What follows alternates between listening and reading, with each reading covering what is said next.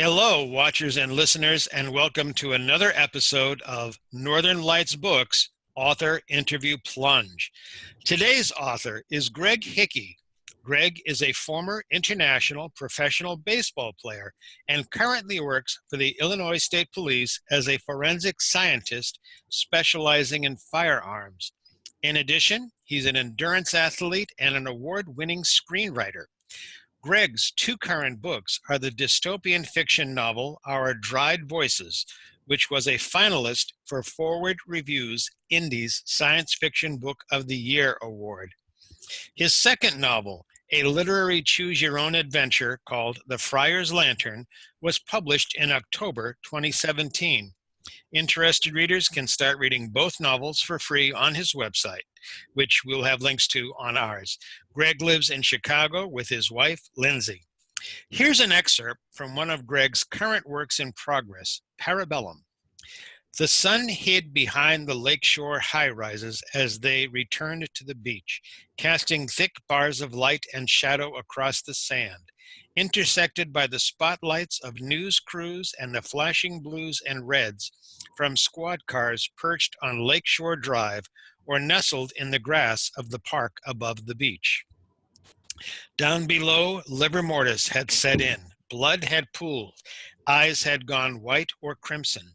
Amidst the light and shadow and color, the beach had become an after-hours haunted house of frozen mannequins with purple, red, and blue-tinged skin, ebony blooms of blood, and grotesquely distorted features fixed in shock and agony.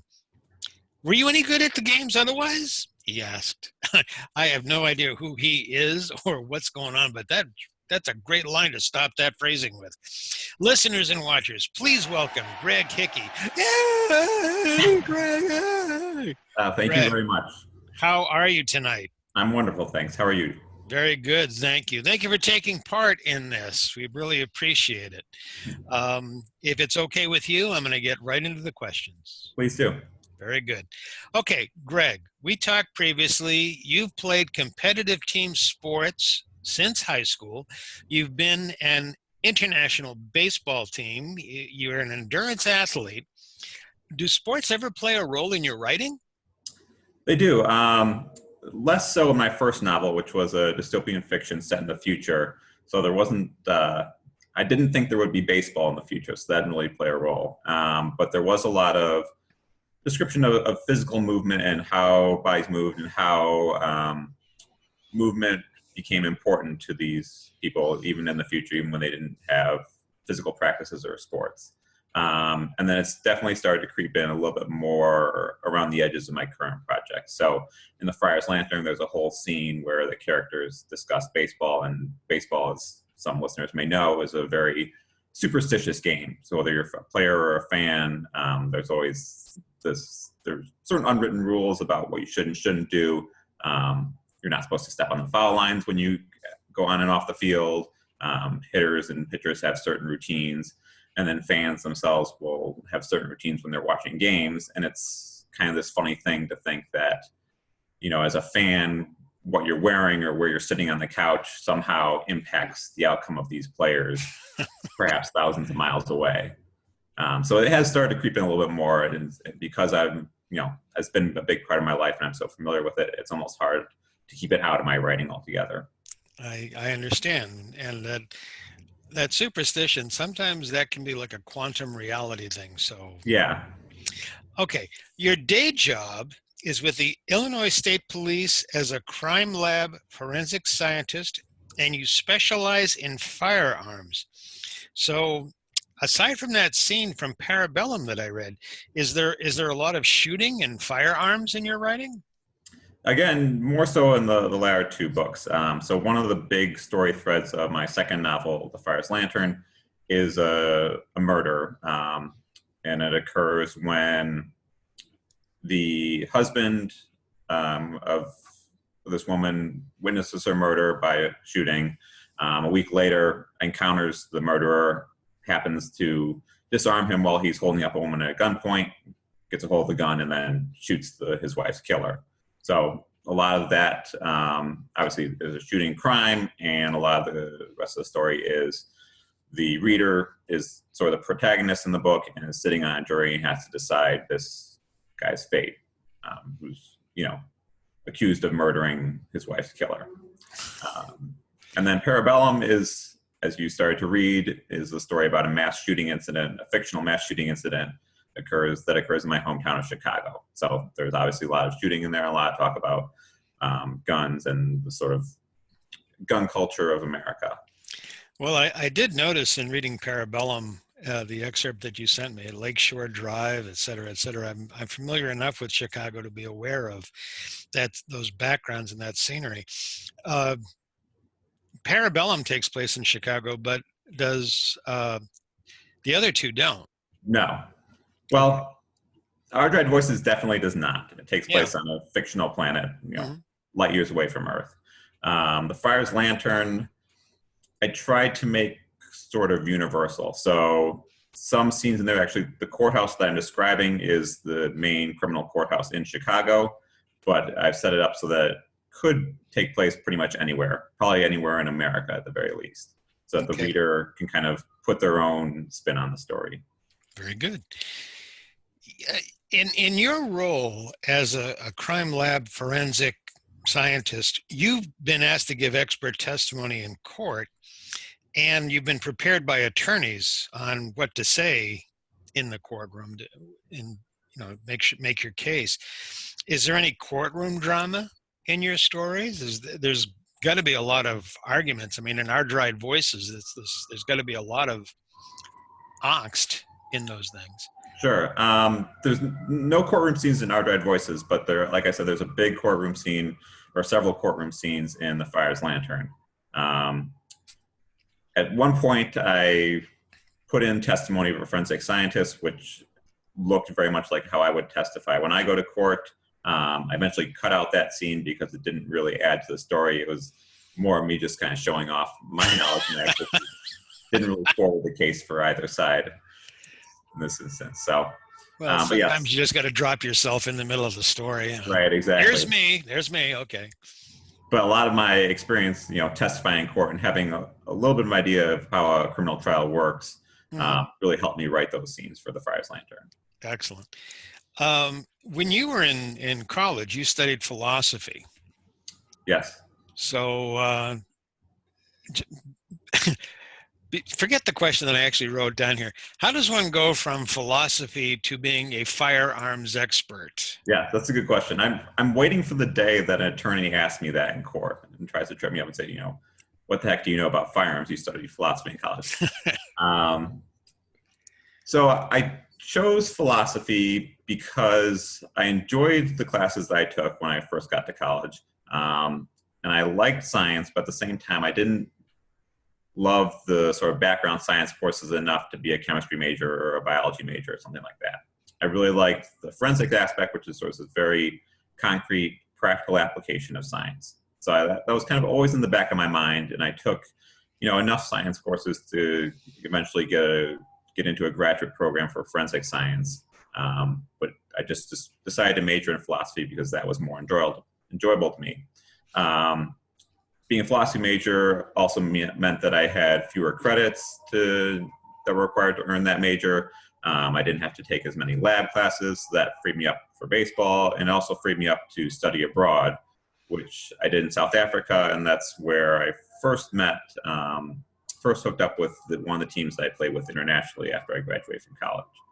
So the answer that I would give to defense attorneys who are asking, you have a major in philosophy, what does that have to do with forensic science? From my experience, philosophy is not so much about memorizing arguments or memorizing, what Plato said or what Aristotle said or what Kant said. It's being able to look at an argument and sort of dissect it and figure out its strengths and weaknesses and weigh the evidence and kind of decide, what we should think about this argument, how we should value it, and whether we think it has any weight going forward. And that's basically what I do as a forensic scientist. I'm looking at evidence. I'm trying to assess how much value it has, what's significant about it, what's insignificant about it, and what does this evidence say going forward as far as my conclusions are about the case. Okay. Going back to the question that I was going to ask. Sure. Do Descartes and Aristotle and Kant and Heidegger ever show up in your novels, or do we ever have these intense philosophical debates among your characters? Um, there's a little bit of that in The Friar's Lantern. I'll go back. Descartes actually shows up in the epigraph of Our Dried Voices. The cogito ergo sum, I think, therefore I am, is the epigraph, or essentially, or at least the reasoning leading up to it. Because The Friar's Lantern is about these characters who are in a situation where everything's done for them. They have machines that take care of them and feed them and clean all their surroundings, and so they don't really have to think. And so the big question of Our Dried Voices is, do these characters have an identity? Are these characters human in the sense that we would think of as humans if they don't really have to think for themselves and have to reason out how to solve their problems and take care of themselves? And then The Friar's Lantern, there are several discussions that are philosophical in nature between the different characters that touch on pretty heavily on free will and determinism. So they're difficult to write because in one sense they are philosophical arguments, but no one wants to read those in fiction. So I have to sort of dress them up and put them in context that people be familiar with. So like I mentioned, the superstition of baseball games, or talking about computer chess programs where computers are programmed so that they can beat any human on the planet. What does this say about free will and determinism and the nature of artificial intelligence and even human intelligence? Okay. You've won an award for your screenwriting? Yeah, I have an honorable mention award for a screenplay. It was a semifinalist in another screenplay competition. So a couple things like that. Have they ever been produced? Can we see them? No. Aw, no fun, no fair. I know. So screenwriting, unlike novel writing, it takes a lot more people to get a project off the ground. So you need a lot more money to get started. You need people who are doing other things besides just writing the project. So that project, I started writing it probably in 2007. I finished it, in 2011 or so after several rewrites. It's kind of been on the back burner since then, as I've kind of taken more towards writing novels. Okay, but when you do end up getting it produced, you'll have this little segment where you're being interviewed by this guy out in New Hampshire. Okay. Exactly. Yes. Excellent. This could be the kickstart for that project. Yes, let us know. We'll put it on the site. Okay, Our Dried Voices and The Friar's Lantern.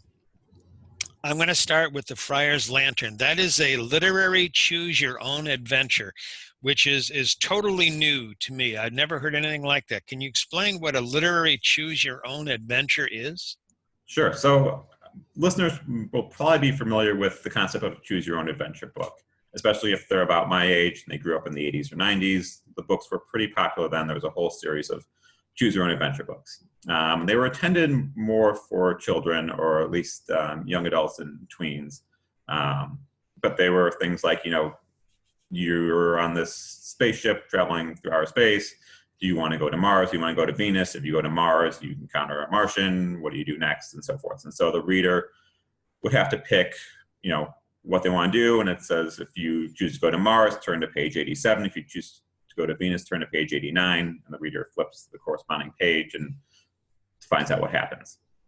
So I thought this was kind of a cool idea, and I enjoyed those books when I was growing up.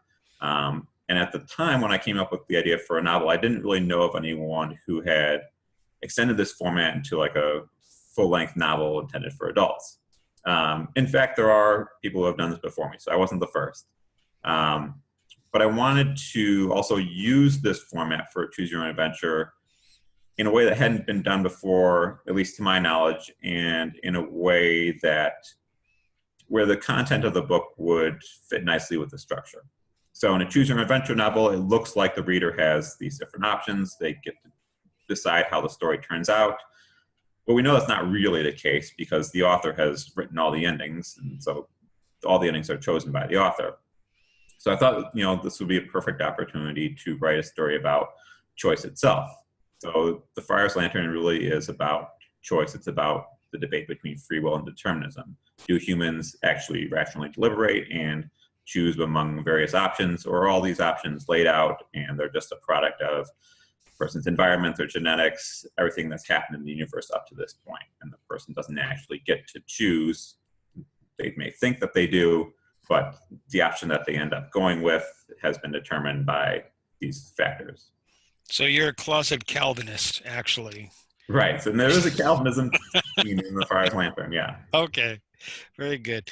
Our Dried Voices, your first novel.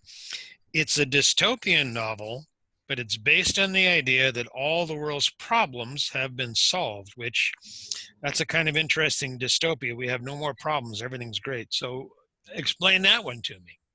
Sure. So it does definitely start out as a utopia where, it looks like everything's great. These colonists live on another planet. They set up a little colony where they build a few buildings. The buildings clean themselves automatically. A few of the buildings are set up so that they produce food and feed the colonists automatically. And the colonists, as a result, don't have to do anything to sustain their lives, and they live pretty peaceful, happy, ignorant lives, frolic around in this meadow, go to the buildings when it's time to eat, go back to different buildings when it's time to sleep, and they get up and do the same thing over and over again. And all that looks great until the machines that regulate their existence start to break down. And then the colonists have a problem because they don't know how to fix these machines. They don't really even realize that such things as machines exist and are behind the workings of the colony. They just accept that, food comes out of this hole at a certain time, and when it gets dark, I go to this building and get into a bed and fall asleep. So the colonists have to relearn how to think for themselves and take care of themselves. And the way it starts out is one colonist steps forward, sort of figures out some of the problems, and then all of a sudden she disappears. And then another colonist steps forward, figures out some of the newer problems, and then he disappears. And eventually it's left to a colonist named Samuel, who has to kind of take up the burden and move forward and try to figure out how to save his colony.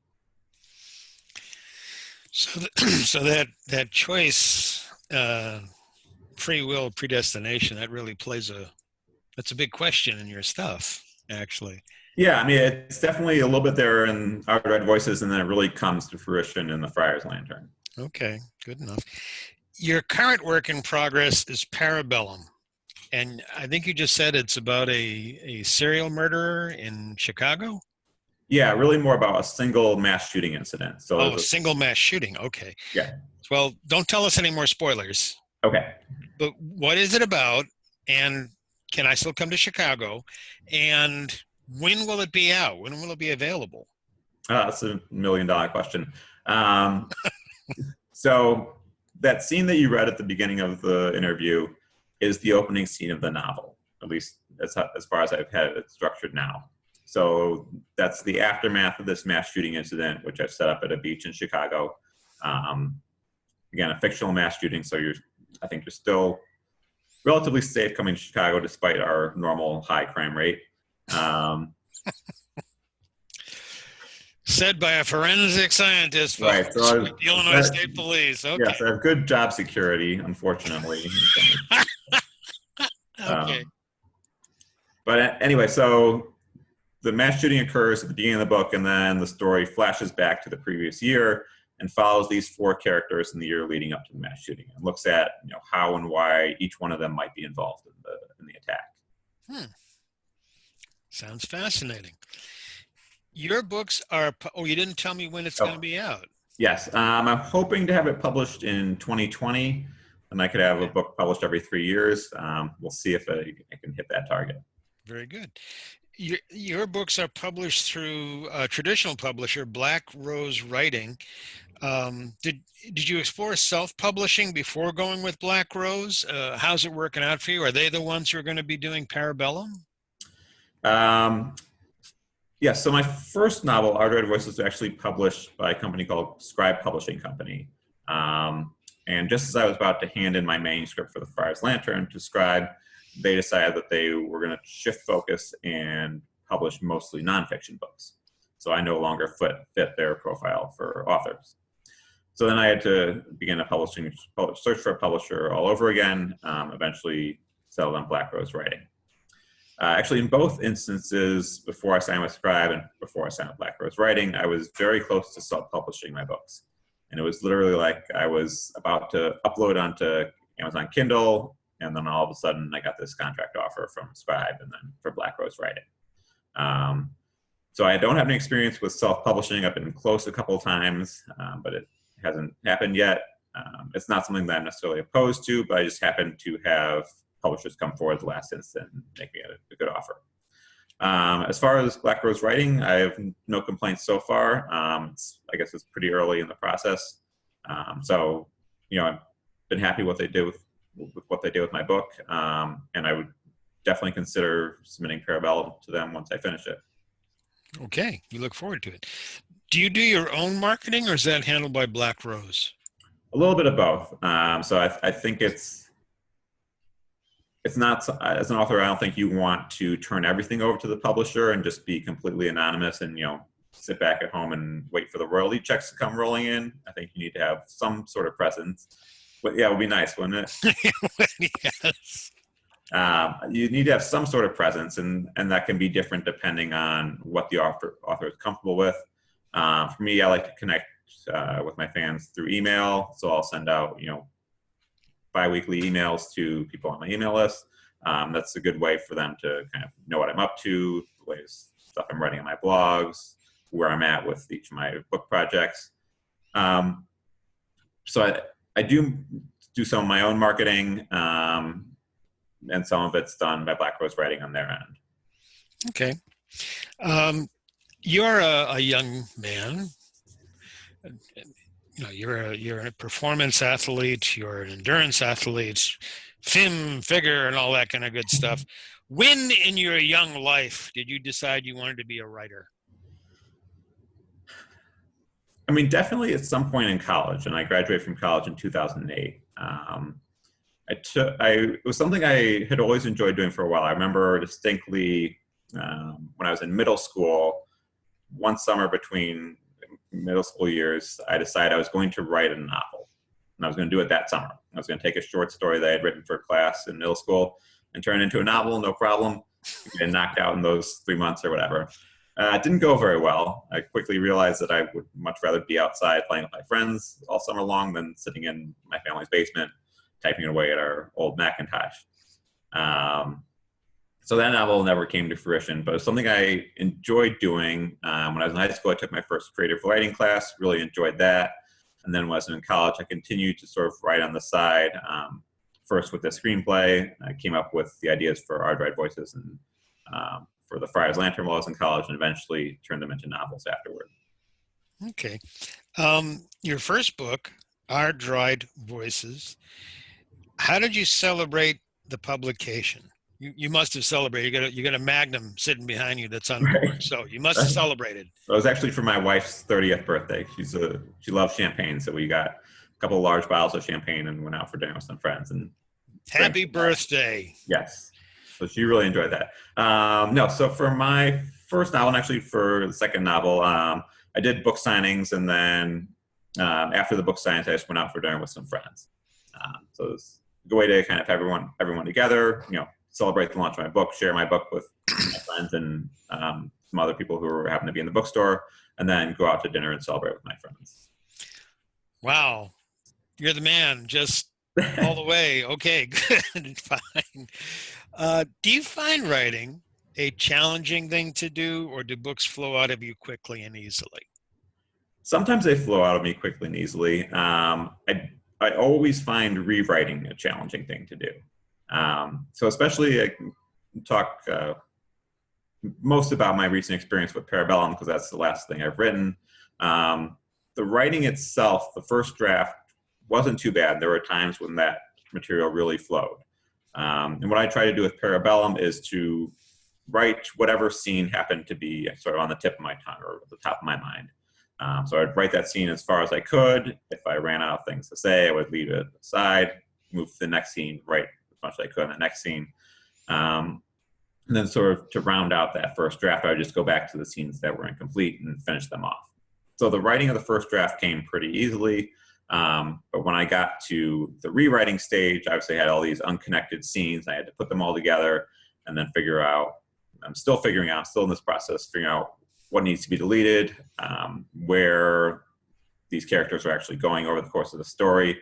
I have these scenes where they develop. I want to put them in order and make sure that these characters are actually developing the way I want them to. And then always there's always a problem with rewriting is, when you first look at that first draft again, and you realize that stuff that flowed so easily the first time around really wasn't that good at all. You have to go back and throw out most of it and start from scratch. So that's always a bit humbling to look at that first draft for the first time. Yeah, I can appreciate that. Yeah. I'm going to switch gears a bit. So, Greg, what are you most afraid of?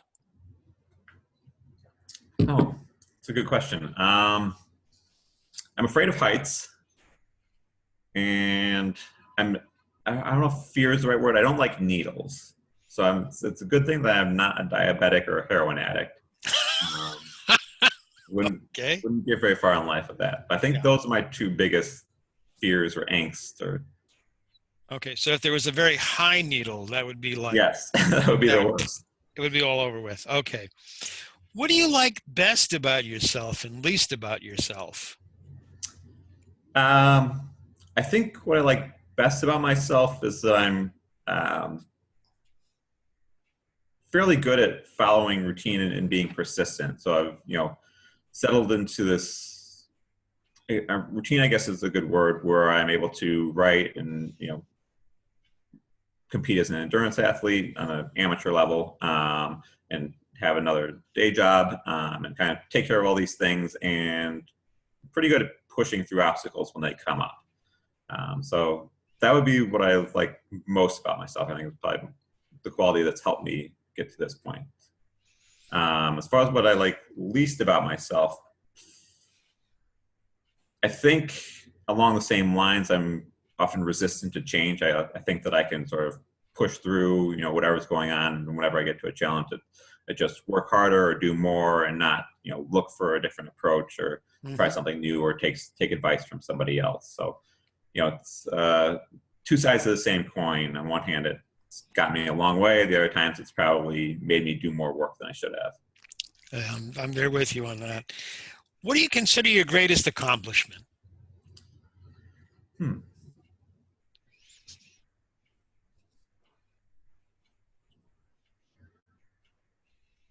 I mean, I guess writing a book and having it published is pretty cool. Done an Ironman triathlon, which was a challenge. And congratulations. Yeah, thank you, and something I guess to be proud of. Yeah. So I guess those would be the two. Okay. What do you want readers to remember about your books? I've always tried to write books that, at least to me, I think are compelling stories that are entertaining, but also say something a little bit deeper about our world and the world we want to live in. So Our Red Voices says something, I hope, about the importance that critical thought plays in the human experience, and how creativity and productivity is really a valuable part of being a human. The Fire's Lantern obviously opens up a debate for people who might not be familiar with it about free will and determinism and what we get to choose, whether we get to choose at all. And Parabellum, hopefully once it's done, will not only probe like the mind of a mass shooter, but also start to say something about evil in general, not just about the evil of murder, but other types of evil, other types of badness that humans commit, why we might do it, and how they're how all those forms of badness are interrelated. Okay. Here we go. Here's the big one. What question do you wish that someone would ask about you or your book, but nobody has? I've considered writing like a little kind of behind the scenes blog post about this, but I've always wished people would ask me about the names of my characters. So I've always tried to put a little bit of thought into the names of the characters. So I'll research names and what they mean, try to assign them to characters as I see fit. So I think that's always sort of a hidden thing about my works that maybe people don't realize, that you just read a name and assume that's just happened to be the name the author chose. And that's usually what I do when I'm reading books. I don't necessarily, think about why the author picked this name for this character, but it is something that I put thought to for my works. So always something that I'm hoping readers will ask, and I've thought about writing about, but I haven't wanted to spoil the fun yet. Okay. Well, Greg, I have one more question for you. How do you come up with these character names? Give me an example of one.